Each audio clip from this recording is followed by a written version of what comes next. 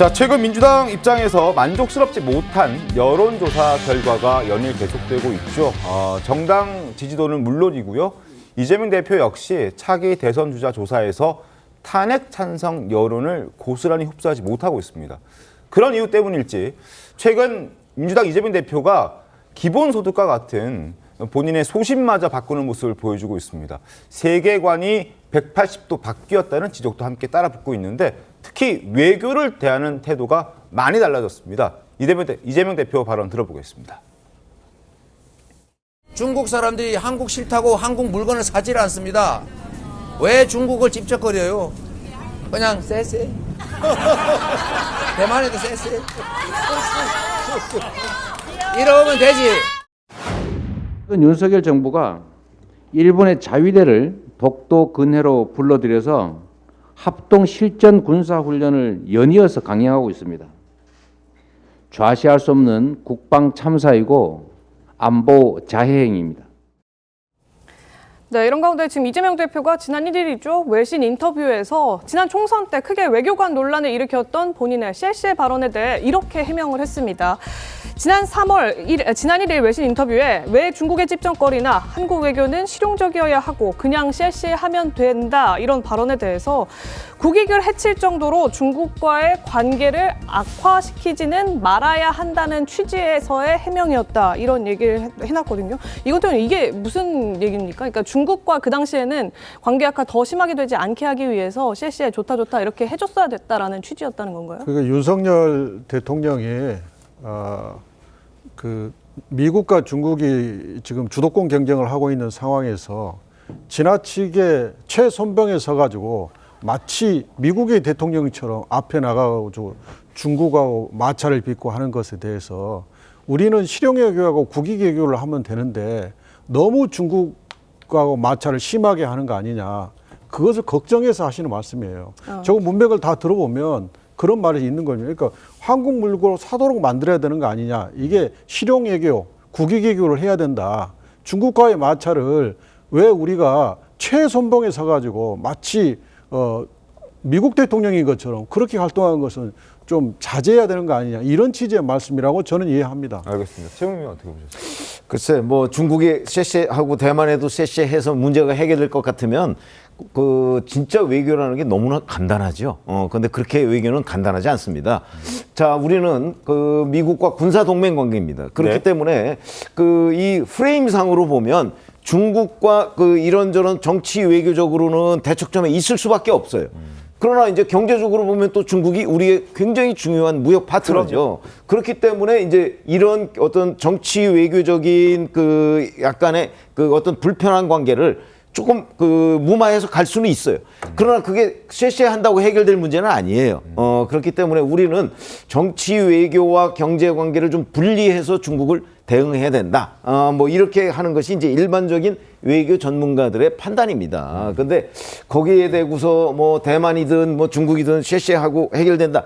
이런 식의 그 시각은 외교적으로는 매우 위험한 발상에 불과하다. 저는 이렇게 판단을 하거든요. 네. 그렇기 때문에 더군다나 최근에 이재명 대표가 이제 이 이코노미스트지와 인터뷰에서 보면 뭐 일본의 국방력 강화가 우리한테 위협이 안 된다. 그럼 그동안에 왜 자위대가 훈련하는 부분에 관해서 그렇게 예민한 반응을 보였습니까? 그래서 뭐가 이재명 대표의 외교관인가 하는 부분이 최근 그 한 며칠 사이에 네. 갑자기 헷갈리게 됐어요. 혼란스럽게 이런 됐죠. 부분에 관해서 좀 추가적인 설명 같은 것이 필요한 것이 아닌가. 왜 이런 일이 벌어지고 있는가. 저도 어리둥절합니다. 네, 지금 그 부분도 지적을 좀 해보려고 하는데요. 일본에 대해서도 이재명 대표의 발언이 다소 수위가 달라졌다 이런 얘기들 나오고 있습니다. 과거에는 적대적인 감정을 쏟아내서 극언이다 이런 말까지 들은 바가 있었는데 직접 들어보시죠. 일본이 군사 대국화를 지향하는데 사실 팽창 정책을 실행한다면 그 첫 번째 희생양이 될 것이 한반도가 될 가능성이 매우 높기 때문에 군사적 측면에서는 적성을 완전히 해소했다고 보기 어렵다. 일본의 자위대를 한일 합동군사훈련, 그것도 독도 근처에서 실전 군주를 하고 있어요. 우길기가 다시 한반도에 걸리는 날 우리는 상상할 수 없지만 그런 일이 실제로 생길 수 있습니다. 일본 핵 오염수 방류는 제2의 태평양 전쟁으로 기록될 것 같습니다. 일본이 오염수를 방류하면 우리 수산업은 정말 다 망한다. 자, 저렇게 주장했던 이재명 대표의 어떤 일본에 대한 시각이 최근 들어서는 많이 달라졌습니다. 자, 한번 보시죠. 과거에 앞서도 저희가 목소리로 들려드렸듯이 이른 적성국이다. 그리고 한반도가 첫 공격 대상이 될 거다. 훈련 핑계로 자위대 군합발 뭐 이런 단어들도 등장하죠. 다시 한반도를 더럽힐지도 모른다. 그리고 일본의 핵 오염수 방류는 제2의 태평양 전쟁이다. 아주 자극적이고 굉장히 거센 그런 또 거친 그런 발언들을 서슴지 않았습니다. 그런데 이제 조기 대선이 조금씩 가시화될 수도 있다. 뭐 이런 현재 시점에서 이런 얘기를 하고 있습니다. 한일 관계는 적대적이 아니다. 일본의 국방력 강화는 우리나라에 크게 위협이 안 된다라는 목소리. 그리고 개인적으로 일본에 대한 애정이 매우 깊다. 이렇게까지도 얘기합니다. 장윤주 변호사님, 네. 어떤 게 진심입니까? 글쎄요, 저기 이재명 대표의 발언을 일부를 따놓고 비교를 해보다 보면 사실 저렇게 뭐 극명하게 달라진 것처럼 보이지만 이재명 대표가 계속해서 이야기하는 실용주의라든지 그리고 국익 우선주의 이런 부분에서 비추어 본다라고 한다면 저는 일맥상통하는 면이 있다고 생각합니다. 결국 한일 관계에 있어서도 만약에 일본이 역사를 부인하고 우리나라 국익에 해하는 행보를 취할 때는 당연히 이 부분에 대해서 단호하게 대처해야 되고 이 부분에 대해서 엄중하게 꾸짖어야 되는 측면도 분명히 존재합니다. 다만 또 일본을 가까운 나라로서 전략적으로 함께 해야 되는 부분이 있다라고 한다면 국익을 함께 우리나라 국익을 위하는 방향에서 또 실용적인 측면에서는 안보에서 또 외교적인 측면에서 함께 힘을 모을 수 있는 부분도 있다라는 것을 인정하는 것이기 때문에 저는 뭐 입장이 달라졌다라기보다는 또 실용주의 또 그리고 외교에 있어서의 국익 이런 부분을 놓고 본다라고 한다면 이재명 대표의 외교관이 그리고 또 안보관이 앞으로 본다면 어떤 중도 외연 확장의 측면에서는 좀 더 또 중도층에게 또 소구력이 있을 수 있는 그런 방향으로 가고 있다라고 봐야 될 것 같습니다. 네, 실용주의에 대한 개념을 어떻게 정하느냐 이것도 좀 관건일 것 같은데 네. 지금 이재명 대표의 변화하는 마음에 대해서 각종 말들이 나오고 있습니다. 지난 22일이죠. 흑묘 백묘론을 언급한 이유로 그야말로 좌에서 우로 네. 이른바 우클릭을 하고 있다. 이런 얘기들이 지금 계속 나오고 있는데요. 국민의힘에서는 이를 놓고서 악어의 눈물이다. 카멜레온 정치다. 이렇게 비판하고 있습니다. 양측 목소리 들어보시죠. 이념과 진영이 밥 먹여주지 않습니다. 검든 희든 지만 잘 잡으면 좋은 고양이 아니겠습니까? 민생에는 아무런 관심도 없으면서 과거 중국 공산당이 내놓았던 흑묘 백묘론까지 끄집어냈는데 검든 희든 고양이에게 생선을 맡길 수는 없습니다. 만약에 정부나 여당이 민생지원금 때문에 추경 못하겠다 이런 태도라면 우리 민생지원금 포기하겠습니다. 이재명 대표는 정치적 유불리에 따라 보호색을 바꾸는 카멜레온 정치를 하더니 이번에는 지역 상품권 포기 운운하며 악어의 눈물을 흘렸습니다. 카멜레온의 보호색과 악어의 눈물 사이에 공통점은 단 하나입니다. 바로 속임수라는 것입니다. 네, 결국에는 진정성 얘기를 지적하고 있는 것으로 보입니다. 특히나 이재명 대표 공약이었던 25만 원 민생 지원금마저 포기를 하겠다 이렇게 나오니까 대선 앞두고 이른바 이제 인기 영합적인 멘트들을 날리는 것 아니냐 이런 비판들이 여권으로부터 나오고 있는 상황인 건데요.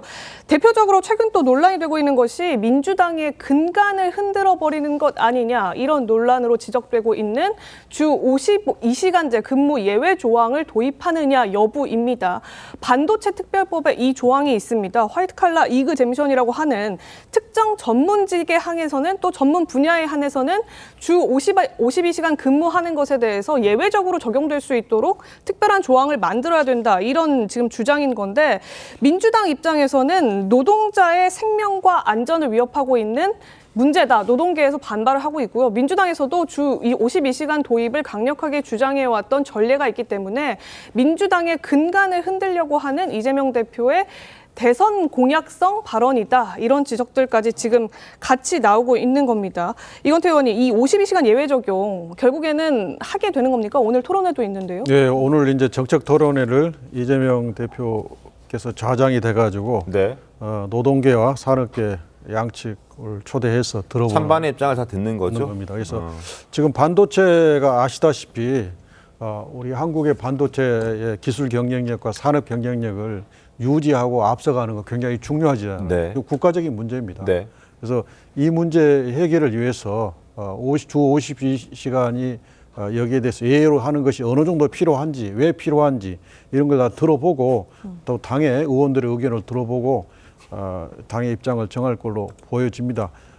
필요하다면 저는 그런 융통성은 발휘해야 된다고 생각하는 제 개인적인 입장이고요. 52시간 근무 예외 받아들이겠다? 아니 제 개인적인 의견이 오늘 이제 토론 결과를 지켜보고 예. 우리 반도체 산업의 경쟁력을 살리기 위해서 필요하다면 예의를 둘 수도 있지 않는가 하는 생각을 해보고요. 다음에 이제 아까 뭐 악의 눈물 카멜레온 정치라고 좀 심한 말씀을 권성동 대표가 하셨는데 이 말씀은 결국은 우리 당이 요구한 추경에 대한 입장을 밝히면 되지 거기에 대해서 이런 거친 말씀하실 건 아니라고 생각합니다. 지금 우리 성장 예상치가 잠재 성장률이 2%인데 네. 작년에는 2.2%까지 예상하다가 지금 1.8% 이렇게 정부의 예측도 낮아졌거든요. 네. 그리고 이제 하는 총재가 그러면 잠재 성장률과 예상치 1.8 사이 0.1을 높이기 위해서는 추경이 15조 내지 20조가 필요하다는 네. 입장을 냈어요. 그러면 민주당이 주장했던 추경이 맞다는 얘기잖아요. 그럼 빨리 국민의힘도 여기에 대해서 적극적으로 나서줘야 한다고 생각합니다. 알겠습니다. 추경 얘기는 저희가 뭐 따로 한번 해보도록 하겠고요. 어찌됐든 지금 주 52시간 예외와 관련해서 지금 논란이 좀 뜨겁습니다. 이재명 대표가 과연 이걸 받을 것이냐 말 것이냐. 근데 이제 국민의힘 쪽 일부 의원들 또 사람들의 목소리를 들어보면 이재명 대표가 노동계의 어떤 비판 그런 목소리들을 좀 받더라도 주 52시간 근무 예외 조항을 실행할 것이다, 받을 것이다, 오케이 할 것이다 이런 전망도 내놓은 사람들. 글쎄 제가 보기에는 이미 이재명 대표는 내심 그런 결정을 하고 나서 지금의 움직임을 보이고 있다고 저는 판단을 하거든요. 네. 그렇기 때문에 오늘 토론에도 아마 그 형식상 토론을 갖는 것이 아닌가 이렇게 판단을 하고요. 만약에 이제 노동계나 이런 데에서 정말 노동계의 반응 같은 걸 점검을 해봤을 거예요. 네. 그런데 이건 도저히 못 받아들이겠다. 이재명 대표의 이런 선회는 네. 만약 그런 상황이 아닌 한 저는 이미 52시간 예외 조항 부분에 관해서 이재명 대표는 이걸 수용을 해야 되겠다. 왜? 이유는 무엇인가? 뭐 그건 명확하죠. 뭐 네. 조기 대선이 가시화가 되니까 중도층 표를 좀 얻어보겠다. 뭐 이런 거 아니겠습니까? 그리고 기업 입장 이런 것들을 감안하는 이제 이재명 대표식의 실용주의 네. 이런 것들을 지금 국민들 앞에 보여주겠다는 것이기 때문에 지극히 정치적인 행위다. 근데 문제는 이재명 대표의 이런 이제 언론에서는 우클릭으로 표현하고 있습니다만은 이게 과연 언제까지냐? 대선 때까지냐?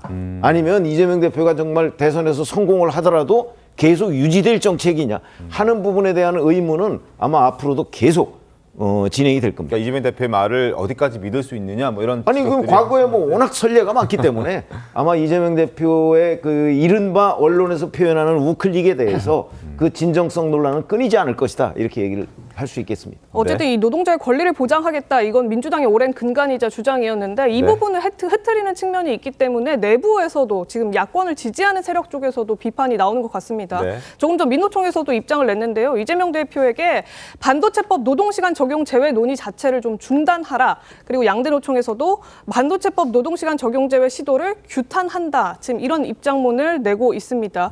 이 해당 조항은 근로기준법을 무력화하는 악법인데 이걸 민주당이 나서서 하겠다고 하는 것은 말이 되지 않는다. 이런 식의 강력한 비판들도 같이 나오고 있는 상황입니다.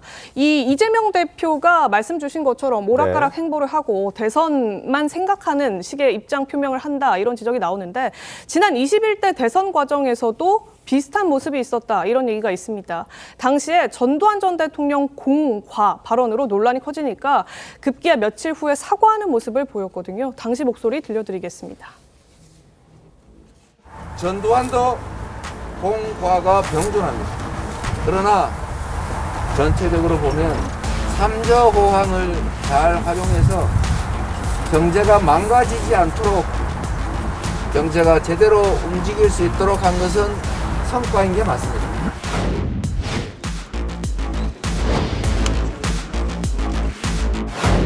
왜 자꾸 일부러 그러시나 모르겠는데. 자, 제 입장은 명확하게 그렇습니다.